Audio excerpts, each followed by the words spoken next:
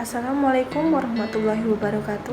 Perkenalkan, nama saya Sese Hertani Putri, NIM 0305190101, program studi Agribisma Kultura 2 semester 6, Politeknik Pembangunan Pertanian Yogyakarta Magelang, jurusan Pertanian Yogyakarta. Video kali ini saya akan menjelaskan tentang potensi ekspor komoditas ubi kayu di Kabupaten Pati. Outline video ini yaitu berisi tentang bab 1 pendahuluan, bab 2 profil produk ekspor, bab 3 strategi pemasaran internasional, bab 4 prosedur ekspor, bab 5 peluang, hambatan dan tantangan, bab 6 penutup. Bab 1 pendahuluan berisi tentang latar belakang. Kabupaten Pati merupakan salah satu daerah di Jawa Tengah yang memiliki potensi besar dalam bidang pertanian. Komoditi pertanian Kabupaten Pati yang paling banyak dibudidayakan adalah tanaman pangan. Tanaman pangan Kabupaten Pati dikembangkan tidak hanya untuk pemenuhan kebutuhan penduduknya saja, tetapi juga untuk pemenuhan bahan baku industri daerah. Kabupaten Pati juga memiliki hasil-hasil pertanian yang kualitas dan kuantitasnya layak diperhitungkan di samping peluang ekspor. Selanjutnya B. Potensi sumber daya agribisnis. Tanaman ubi kayu merupakan potensi ekspor hasil pertanian di Kabupaten Pati. Ubi kayu atau ketela pohon adalah salah satu komoditas pertanian jenis umbi-umbian yang cukup penting di Indonesia, baik sebagai sumber pangan maupun sumber pakan. Ubi kayu juga salah satu komoditi yang telah mampu memenuhi kebutuhan lokal dan dapat melakukan ekspor. Luas panen ubi kayu pada tahun 2014 seluas 17.871 hektar, mengalami peningkatan seluas 1.708 hektar dari tahun sebelumnya. Dengan luas panen 17.871 hektar, Kabupaten Pati mampu menghasilkan 744,746 ton ubi kayu dan mengalami peningkatan produksi sebesar 46.421 ton. Hampir semua kecamatan di Kabupaten Pati menghasilkan tanaman ubi kayu, dan ubi kayu ini dibudidayakan sebagai penghasil pati. Umbi akarnya diproses menjadi tapioka. C. Program gerakan 3 kali ekspor atau GRATIEX. Terdapat 5 langkah strategis Kementan dalam mencapai GRATIEX. Yang pertama yaitu meningkatkan volume ekspor komoditas kacang hijau dan ubi kayu dengan melakukan kerjasama bersama stakeholder untuk melakukan terobosan dan inovasi kebijakan ekspor. Yang kedua yaitu menambah mitra dagang dengan melakukan kerjasama dan harmonisasi aturan protokol karantina baik bilateral maupun multilateral. Yang ketiga, mendorong pertumbuhan eksportir baru. Yang keempat, mendorong ekspor dalam bentuk olahan, kerjasama dengan pemerintah daerah dan stakeholder. Yang kelima, meningkatkan frekuensi pengiriman dengan melakukan percepatan layanan eksportir. Untuk bab 2 yaitu profil produk ekspor, terdiri dari informasi produk. Tanaman ubi kayu memiliki banyak varietas atau klon yang dapat dikonsumsi sebagai makanan atau menjadi bahan baku bagi industri gaplek, pati ubi kayu ataupun tepung tapioka yang selanjutnya dipergunakan untuk berbagai industri seperti makanan ternak, kertas, dan lainnya. Informasi produk dari hasil pertanian dapat dilihat tiap tahunnya mengalami perubahan kuantiti dan fluktuatif. Berdasarkan hasil data sekunder yang diolah, komoditi ubi kayu mengalami peningkatan sebesar 17,63%. Dari rata-rata ekspor ubi kayu Indonesia pada periode 2002 sampai 2003, ubi kayu Indonesia paling banyak diekspor ke negara Cina sebesar 67%. Kemudian diikuti dengan Taiwan 9%, Malaysia 8%, Jepang 6%, dan sisanya ke negara lainnya. Selanjutnya untuk kegiatan SOP terdiri dari GAP, GHP, dan GMP. Untuk GAP sendiri yaitu 1 bahan tanaman, 2 cara tanam, dan 3 penggunaan bibit unggul. Untuk bahan tanaman, tanaman ubi kayu sebagian besar dikembangkan secara vegetatif, yakni dengan stek. Jenis bahan tanaman varietas klon ubi kayu yang dapat ditanam antara lain adalah varietas UJ3, itu dari Thailand, varietas UJ5 dari Kasetsat, dan iklan lokal Barokah, Manado, Klenteng, dan lain-lain. Untuk yang cara tanam yang banyak digunakan petani adalah dengan sistem tanam rapat dengan jarak 70 x 80 cm. Untuk penggunaan bibit unggul yaitu menggunakan stek untuk bibit tanaman adalah varietas UJ5 yang diambil dari tanaman yang berumur lebih dari 8 bulan. Jumlah bibit per hektar dengan sistem tanam double row adalah 11.200 tanaman. Panjang stek yang digunakan adalah 20 cm. Yang keempat yaitu pengolahan tanah. Pengolahan diolah sedalam 25 cm dapat dilakukan dengan mencangkul, membajak dengan ternak dan traktor. Dibuat guludan atau bedengan dengan jarak ganda double row yaitu 80 cm dan 160 cm.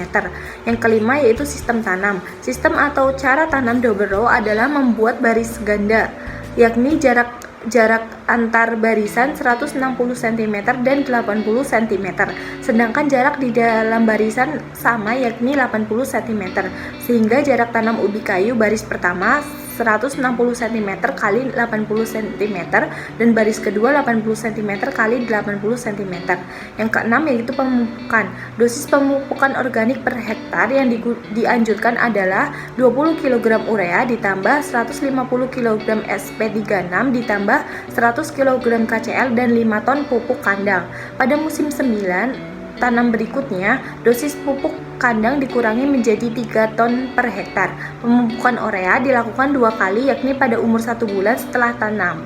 Pemberian pupuk kandang dilakukan pada sekitar perakaran pada umur 2 minggu setelah tanam. Yang ketujuh yaitu pemeliharaan. Pemeliharaan dilakukan yaitu dengan penyiangan. Pertama dilakukan pada umur 3 minggu sampai 1 bulan setelah tanam. Sedangkan penyiangan kedua dilakukan pada umur 3 bulan setelah tanam dengan menggunakan herbisida.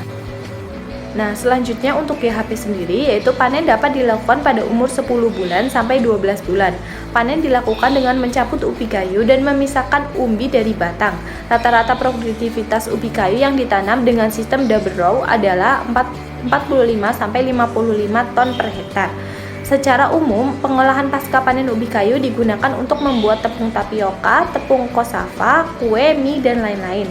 Pembuatan tepung tapioka sebagian besar dilakukan oleh pabrik besar dengan teknologi modern. Selanjutnya GMP. Pengolahan ubi kayu bisa diolah menjadi tepung cassava sebagai bahan pangan rakyat. Adapun proses pembuatan tepung cassava dapat dilakukan sebagai berikut.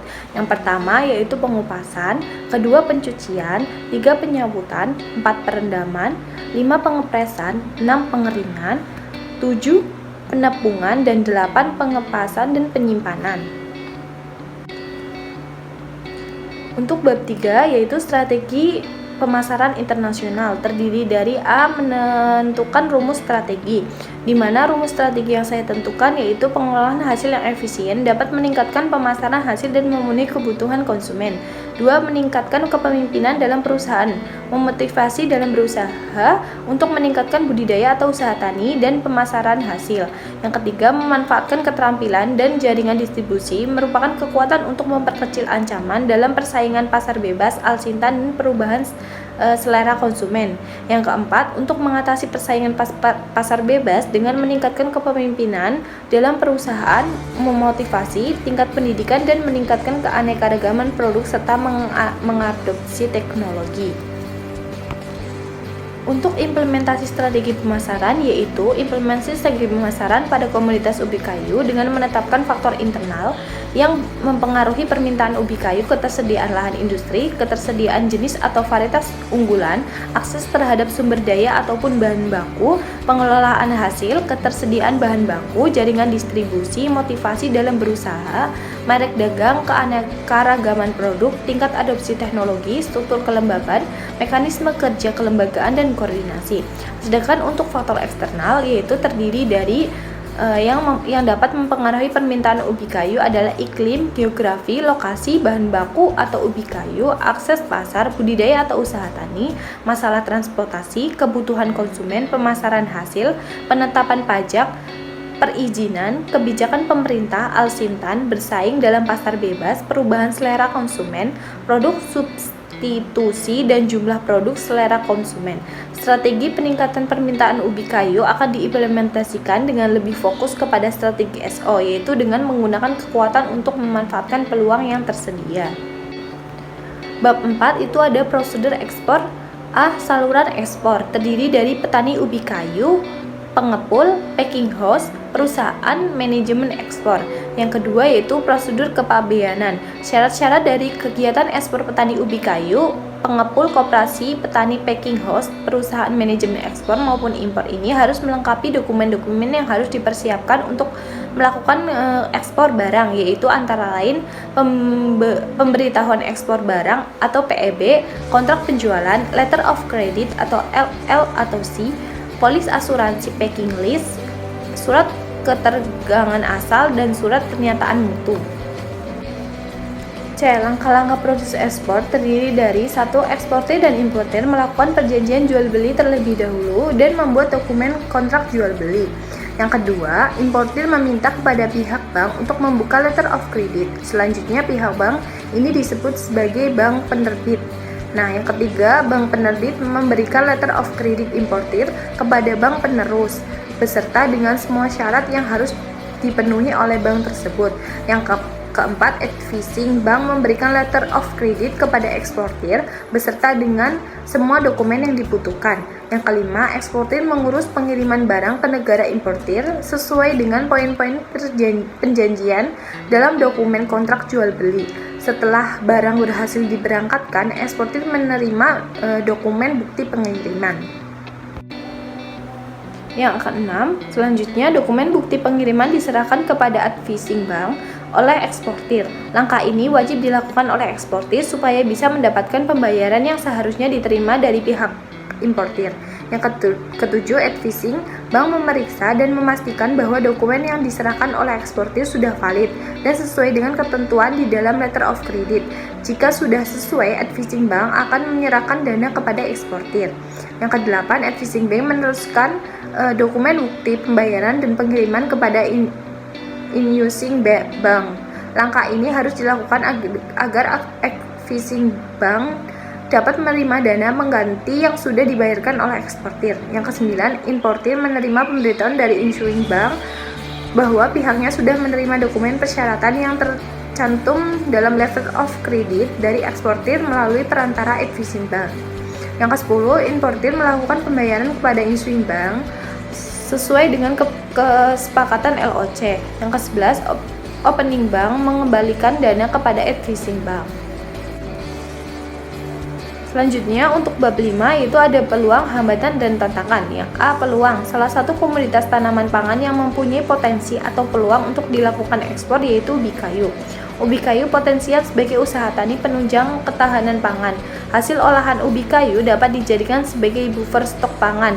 Hal tersebut sudah dilakukan oleh beberapa daerah di Indonesia yang menjadikan ubi kayu sebagai bahan pangan, yaitu dalam bentuk chips, gaplek, gatot, growol, dan tiwul yang tahan disimpan untuk beberapa bulan tergantung pada baik atau tidaknya proses pengolahan yang dilakukan. Yang B, hambatan. Perdagangan internasional untuk ubi kayu segar kebanyakan dilakukan hanya sebatas pada transaksi antar negara tetangga dan tidak selalu tercatat secara statistik. Ekspansi tersebut terhambat oleh kondisi ubi kayu segar atau bulky dan perishable yang mengakibatkan produk tersebut sangat berisiko untuk dipasarkan dan menjadi bahan pangan yang tidak terjangkau dan mahal bagi masyarakat perkotaan.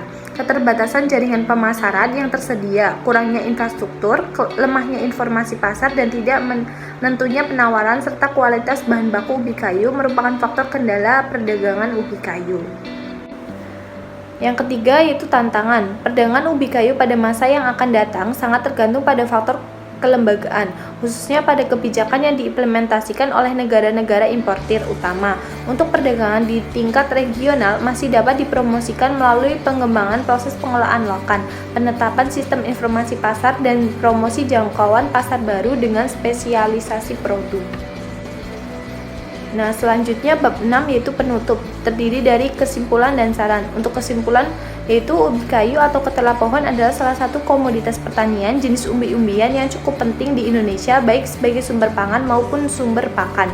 Berdasarkan pemaparan di atas diketahui bahwa ubi kayu merupakan salah satu komoditi yang telah mampu memenuhi kebutuhan lokal dan dapat melakukan ekspor. Dari kesimpulan di atas, maka dapat diberikan sejumlah saran sebagai berikut. 1. Untuk masyarakat di Kabupaten Pati agar mengembangkan komoditas pertanian yang berpotensi ekspor seperti ubi kayu. Yang kedua, pemerintah Kabupaten Pati sebaiknya memberikan penyuluhan pertanian dalam mengatasi segala permasalahan pertanian yang ada, sehingga komoditi tanaman pangan di Kabupaten Pati berkembang dengan baik. Sekian video dari saya, kurang lebihnya mohon maaf. Wassalamualaikum warahmatullahi wabarakatuh.